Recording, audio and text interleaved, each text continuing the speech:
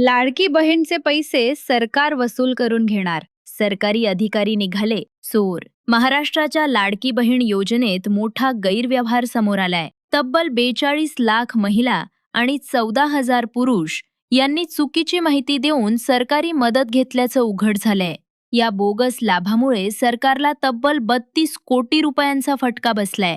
आता सरकारनं स्पष्ट चेतावणी दिलीये, ज्यांनी खोटा फायदा घेतला त्यांच्याकडून एक एक रुपया वसूल केला जाईल. सगळ्यात धक्कादायक म्हणजे अनेक शासकीय कर्मचारी देखील या बोगस कामात सामील असल्याचं समोर आलंय. पात्रता नसताना स्वतःचे, नातेवाईकांचे किंवा ओळखीच्या लोकांचे फॉर्म भरून सरकारी खजिन्यावर भार टाकल्याचा प्रकार उघड झालाय. यामुळे राज्यातील सर्व जिल्हाधिकाऱ्यांना आदेश देऊन बोगस लाभार्थ्यांच्या याद्या तयार केल्या जात आहेत. लवकरच संबंधितांना नोटिसा लिहून रक्कम परत मागितली जाणार आहे.